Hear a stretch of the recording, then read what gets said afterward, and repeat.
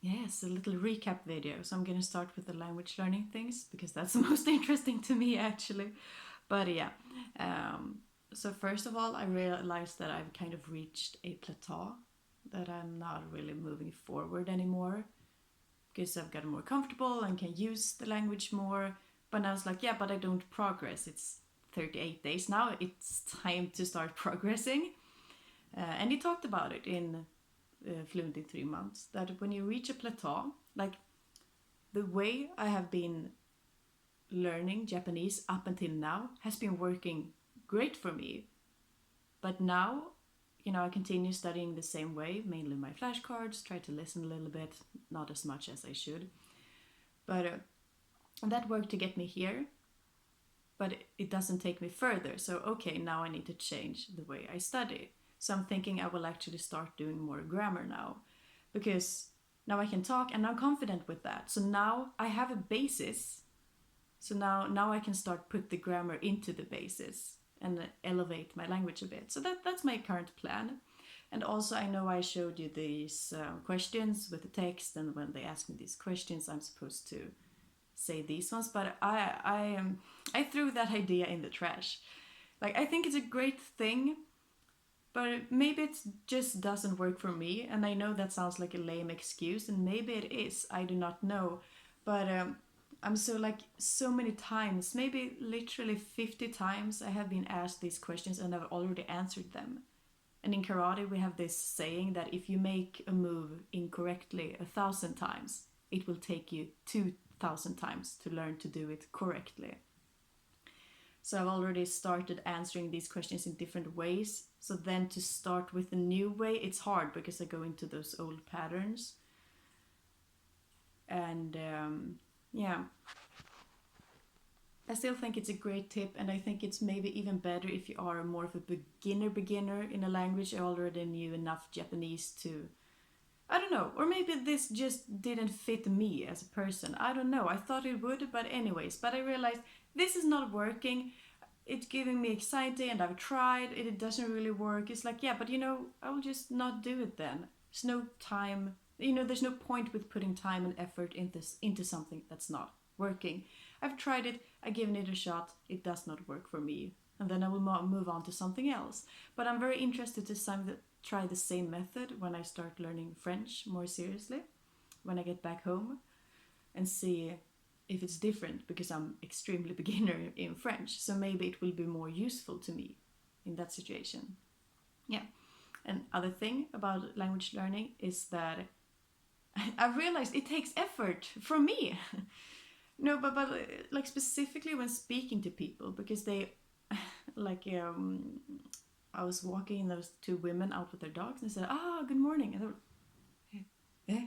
Because I said, "Oh, hi gozaimasu," because they didn't expect me to speak Japanese, and then they answered back, and we talked a little bit.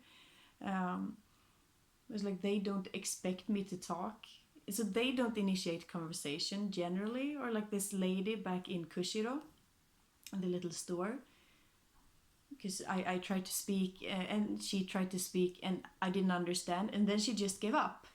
And instead of just leaving that, oh, I'm so bad, my Japanese is not good enough, she did like, I don't understand, and she just but it's like it's not their job to teach me. It's also I need to initiate, I need to. So then I tried again like a few minutes later, like, oh, I'm here for traveling, or like, oh, why do you live in Kushiro, or I don't know what I said, but something. And then she realized after a while that, okay, but if I dumb it down, or if I say it in a different way, this gaijin understands. So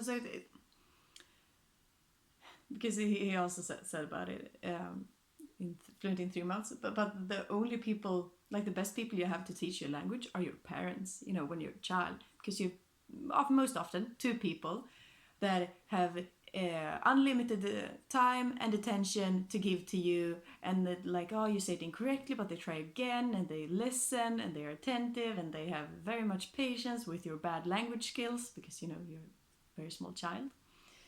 And you're not gonna get that traveling abroad or living with other people, like have people attend to your needs at your perfect level. I mean, you can hire a teacher, hi, um, But of course that costs money, and you know, so it takes effort on your part. It's like you need to get out there. And I know it's scary and I know it can suck. It's like, yeah, but I want to learn language without ever speaking to someone. It's like, yeah, it's not gonna work. For like 1 out of 100,000, it could work. But probably not for you, if you understand what I mean. So I just thought that was interesting. And the third short one, I might have already talked about this, but I realized that now I'm extremely comfortable with Japanese. It's not a problem anymore. Problem. It's never really been a problem. But like, if I talk to someone in English, like my host, yeah, I just talk in English. I don't think about it. It's like, yeah, now I'm gonna talk in English. And it's the same with Japanese now. I might have said this already. But just that's a very nice feeling. Like, I just talk Japanese and it's fine. I don't really... Yeah, I have talked about this. Let's move on then. Yeah, Graham said that in Okinawa. Like, you don't honk on the car horn. Like, you don't. You can literally get a ticket for that. Like, it doesn't happen. It's barely used in Japan. And I was like, but you can't get a ticket for using the horn. I mean, you're supposed to you know, warn others of danger, or if, you know, you really must honk. And I was like, no, not here. I thought that was fun. And then I wanted to talk a little bit about the aquarium I visited. Because of course I show you the nice pictures and the videos. But it's like, yeah, I chose what to film because I didn't want to film. There was this one... Because the first one with all the fishes and the coral is like the first big aquarium. With the little yellow one that just randomly swam by. I mean, that one seemed absolutely fine. But after that, there was like these... Because, yeah, pretty much exactly that. Like, it's like half times a half meter, quarter meter, small aquariums with way too many fishes in them. And it was just sad, all of those smaller ones. It's like, but it's... I know that the animals are small, but it's still a very small space for them. And overall, it was better. I thought the conditions for the animals would actually be worse, so I'm kind of relieved in one way. But one of them was horrible, and they didn't film it. It was the seahorses. And if I remember correctly, seahorses are very like... They don't want to be many seahorses in one space, but here there were so many in one space. And they looked so sad and depressed just at the bottom. It looked like they were all dying, kind of. It was just so sad. It's like, no, poor seahorses. But the other ones seemed kind of fine. So, like the other... Because they were also... They didn't look clean and healthy, and the tank was a little dirty. But the other ones was quite fine. So it's just, maybe they hate seahorses over there. I don't know.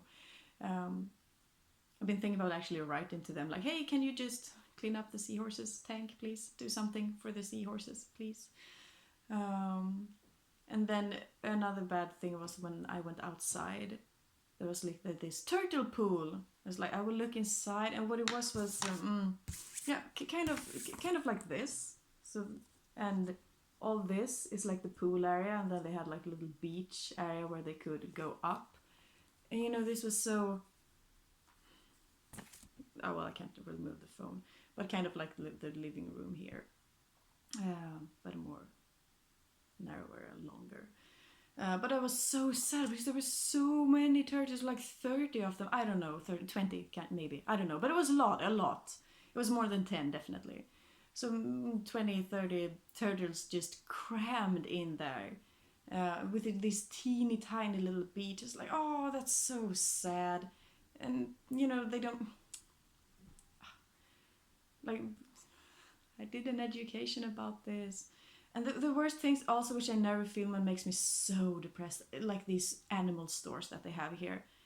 And it's like, I just saw, going in the bus, I saw in through the window, it's like, yeah, I'm depressed now. Because they have this glass thing and then just puppies in there. It's like, and literally just a glass thing and puppies, no, nothing else, no toys, no little house for the puppies. Like, it's so important for animals to have a house and a roof, at least a roof, but a house so they can hide. You know, you can even have houses or glass so we can see them, but they can't see us, because then they still feel safe, you know. But they don't have that. And I know last time I was here, when I saw that, I actually went into the store. I was depressed for like a week. I felt so bad after having seen that. Because also at that place, the puppies, they were so small. I'm like, they are too small to be separated from their mother at this point. It was just absolutely awful. I was like, this would be closed down immediately in Sweden. Like, no. So the animal stores here are shit. Yeah, that really sucks. Um, and why I'm bringing this up is just that, like I said, kind of not to only show like, oh, everything is amazing and fantastic and la la la, look at this pretty fishes. It's like, yeah, some really looked sad, and yeah, and everything is not great. So I just want to point out that not everything is. But that's the fun things to show on the channel, of course. So yeah, just want to mention that. Let's move on. So time to summarize my time in Okinawa. It was nice not to freeze, because now it's back to cold cold Honshu mainland. But yeah, I'm happy I stayed for those extra days, because otherwise I think I would have been disappointed with Okinawa. American Village, like, yeah, everything just closed down super early. So, well, I saw enough. I don't think it would have been really worth it to go there another day, honestly. But it was very pretty with the lights, and that was like the best part of it, except for the guy singing, but that has nothing to do with American Village per se. And then the same with the market that I went to. It's also like, yeah, basically, at first it was fun, and then it's just the same stores over and over and over and over again. It would have been more fun if it wasn't the same store over and over and over again. But I drank the gongsha, and that was definitely the best thing about that area. No, so but I guess I'm not really too impressed with cities overall, because it's not my main thing. I mean, I like going to museums and see beautiful nature, and that can often be more interesting to me. But I don't know. I really like the underground Navy headquarters. I thought that was very cool, because the war is, I was gonna say ever present, but it is a thing in Japan, and some rules that were enforced then are still enforced now, and you can notice them now. And many Japanese people still don't like the Americans. I was gonna say surprise, surprise, but because they still feel kind of oppressed by the Americans. And on Okinawa, it was so clear, because just the Air Force base, like I was gonna say everywhere, but I don't know if it's one big one or many ones, but yeah, you see it every time you go somewhere, and like all these Air Force planes and just Americans in their uniforms going around. I was like, it's so weird. It's like, what is this? Where am I? It feels like kind of I traveled back to the past almost. So it's so present there. But yeah, and I mean, I wanted to go to Okinawa mainly because of karate, actually. Because yeah, I've been practicing for many years, and we always talked about, oh, it originated in Okinawa, in these three cities, Naha, Tomari, and Shuri. Oh, look, I remembered all three places. Congrats to me! I always forget one of them. Um, so it's cool because it's like in Sweden, it's like, yeah, in Japan there's this island Okinawa. It's like, there are three cities or villages at the time, I guess. Um, so it's cool to actually have been there, and not talking about in far off Sweden, but yeah, I've been there now. So it was very cool, and I really liked Okinawa Karate Hall. That was very cool. So I'm very happy about that. And one thing about Okinawa, because it's one of the blue zones where you eat the best food in the world, or like where you live for the longest time in the world.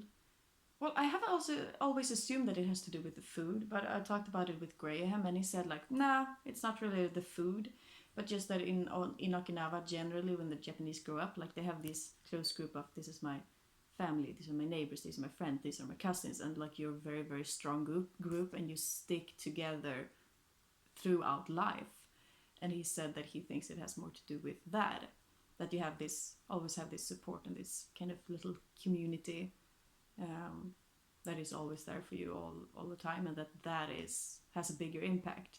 So he thought it was that, and not the food at all, which I thought was very interesting. And he also talked about how there's like on Okinawa there's much more criminality and poverty than in the rest of Japan.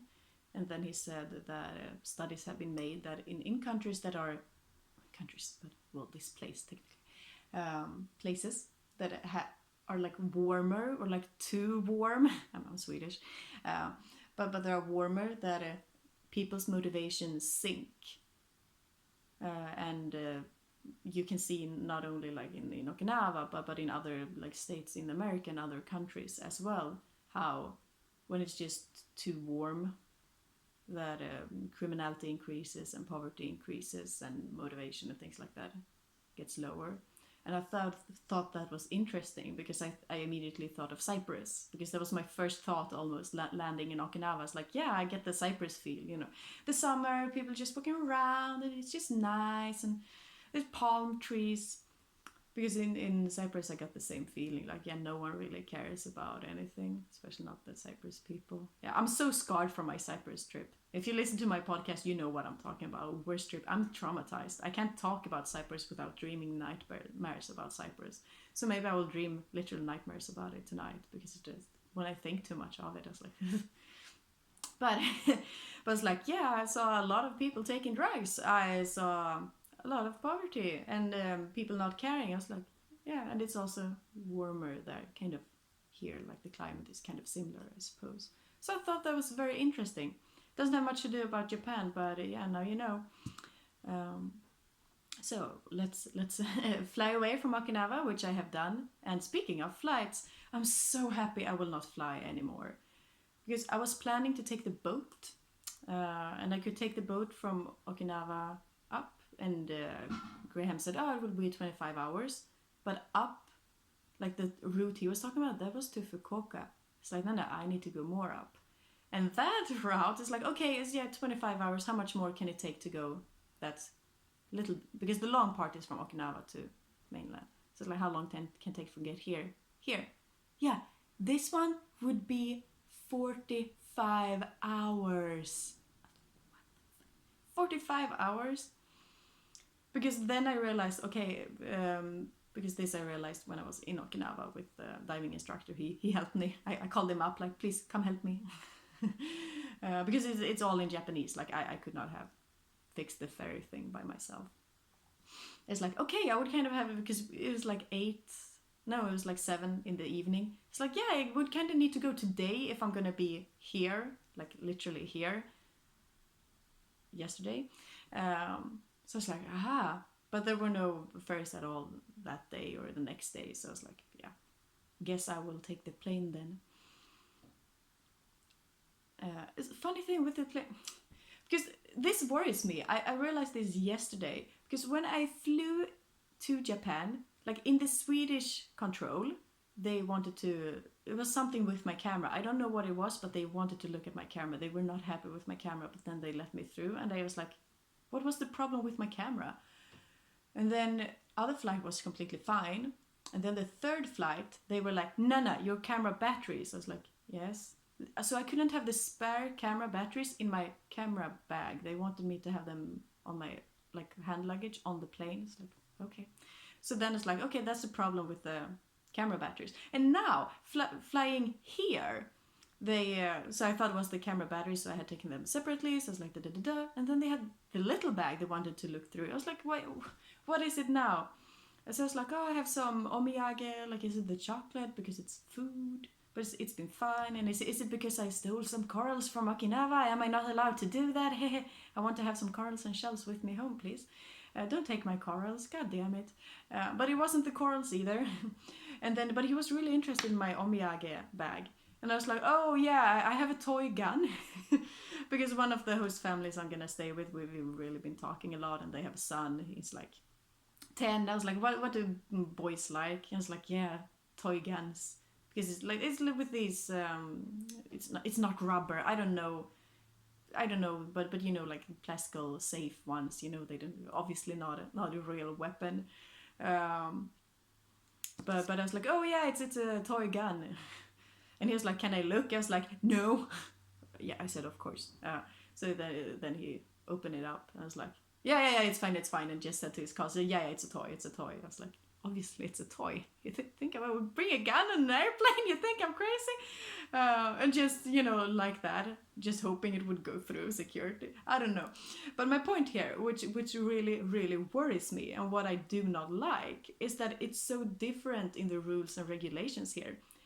Like I flew to Japan, to Sapporo, to Okinawa, and now to Osaka. That's 4 flights. Can you?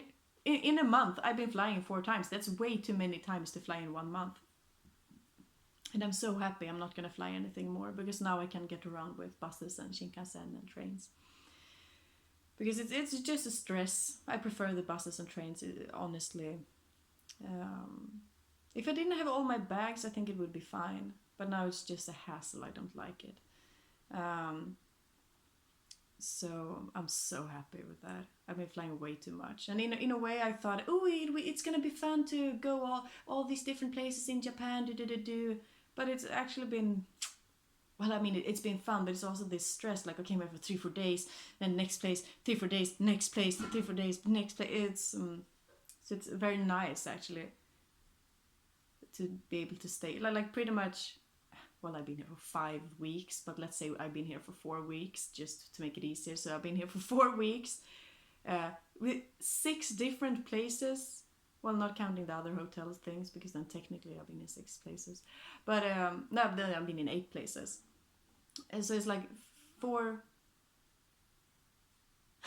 Bubagawara, Gunma, Sapporo, Ishikacha, Okinawa. Yeah, six different places. And in 4 weeks. And now for 2 weeks I will have just one host. It's so different. Like almost half of the time I've been here, half of that time, but stay in one place. So that's very nice, very relaxing. So I'm very happy with that actually. Hopefully I will be able to have some more lessons as well. Back to the airplane thing, that it's so different. So the first 3, they never looked at the, either they knew it was a toy gun, or they didn't care, or they didn't see it. I don't know. Well, I think they saw it, but I think they didn't care to check it. And then the other one with the camera batteries. No, the first one with the camera batteries, but then I didn't know what the problem was, so I didn't put them separately. But on the second flight, that was fine. And that was on the third when they commented on it. So it's like, why are these? It's like, why are the rules different? Do some of you have better equipment to see certain things, or is this flight unsafe to have the batteries in this way, but it's fine with the Swedish flight? I don't know. It's like, why is it different? Please, I don't know. It worried me. I don't want it to be different. I want the airplane security to be safe everywhere. Please. Yeah, and then I was just gonna talk. I'm soon finished. I'm just gonna talk about the Shinkansen yesterday, because I said to her, like, okay, Google Maps is saying that I will be here at 17:44, but I have 3 changes that I need to make. 3 changes with short times in between. So I said, I'm not gonna be here at 17:44. I'm gonna be here like 18:30. I was actually here 18:06, so much earlier than I thought. Because I just always assumed that, it's like, I'm not gonna, and especially for these 3 changes, it wasn't just a change to like another, because the first change I needed to make was to the Shinkansen, which means I need to buy a Shinkansen ticket. I was like, okay, I'm not gonna be able to get off the place, find the ticket office for the Shinkansen, buy the ticket, go in through the ticket, and then go to the right train in 8 minutes with the heaviest bag on earth. That's not gonna happen. But I rushed, and I was like, oh, Shinkansen tickets, because I wanted to make it in time. I tried.